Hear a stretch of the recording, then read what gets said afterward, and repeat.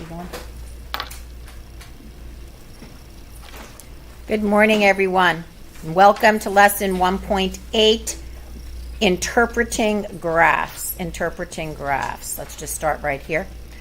Today we're going to talk to you about looking at a graph, and you should be able to look at a graph and determine the difference between if a graph is linear, meaning it's making a line, which makes it a linear graph, and if it's not a line, then it would be classified as a non-linear graph.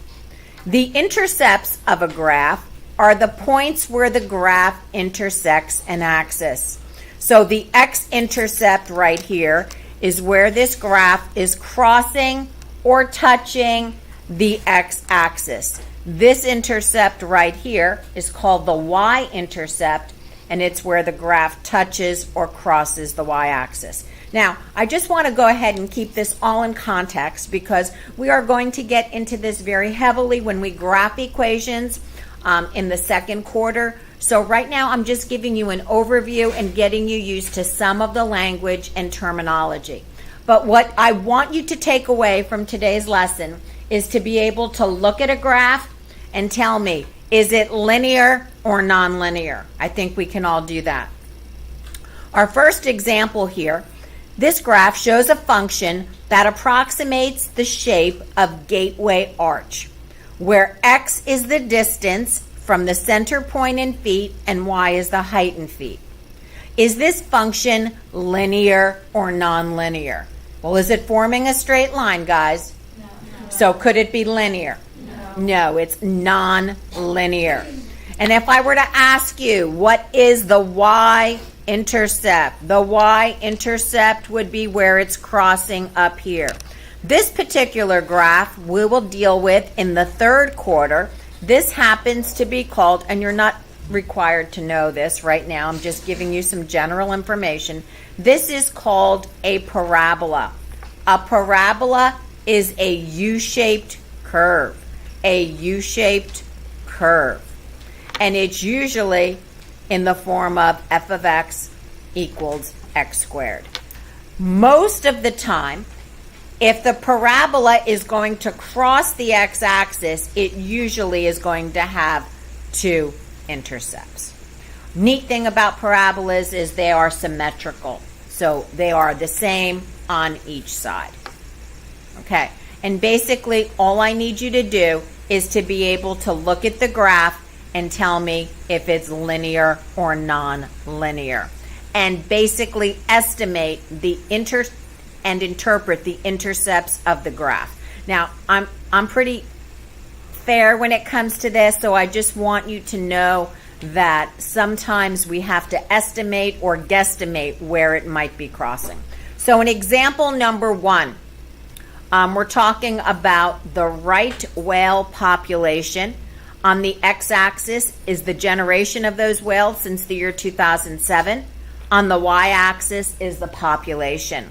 So first of all, look at the graph and let's answer the following question. Raise your hand if you know. Is the population increasing or decreasing? John? Decreasing. The population is decreasing. Good. Someone else. Is this a linear or a non-linear graph? Joseph? Linear. It is a linear graph. Good job. Example number 2. This is the prices of stock. On the x-axis is the time that expires from the opening bell when they ring the bell.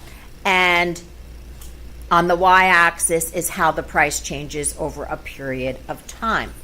So is this a linear or non-linear graph? Raise your hand and speak to me. Christian? Non-linear. It is non-linear.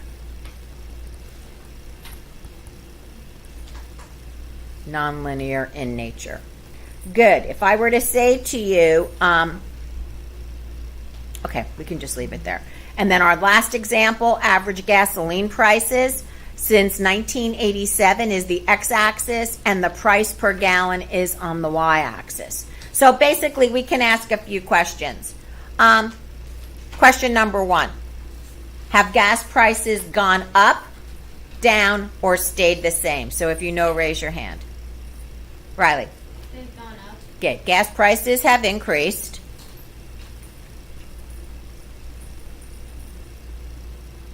Okay. Is this function, is this graph, Matt, linear or nonlinear? Non-linear. Nonlinear. Are y'all with me? That's basically what I want you to take away from today. Okay, one thing I just want to mention over here, so let me just show you.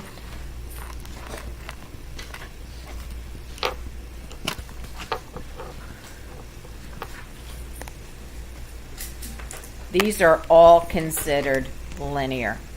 Are you with me? Yes? A vertical line. Not sure why we have a double one there. A parabola.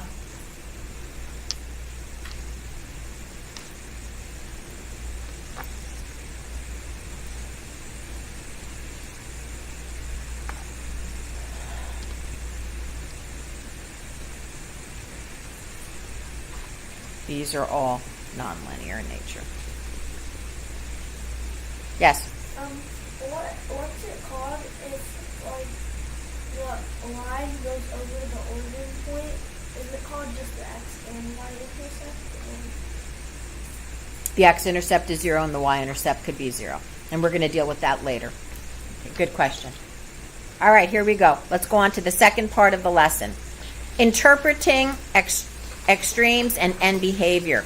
Interpreting a graph could also involve estimating and interpreting where the function is increasing, decreasing, is it showing a positive nature, negative nature, for example. So let's just look at our first example.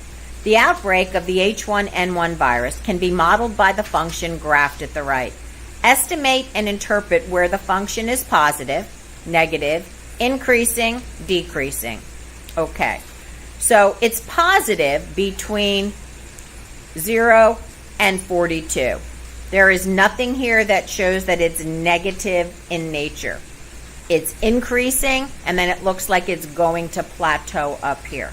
Again, I just want you to know that the types of graphs and questions that I'm asking on the test are not coming from 1.8, but they are coming from something like explain the height of a baseball after it has been hit by the batter. Okay? Are you with me? What we did the other day. All right.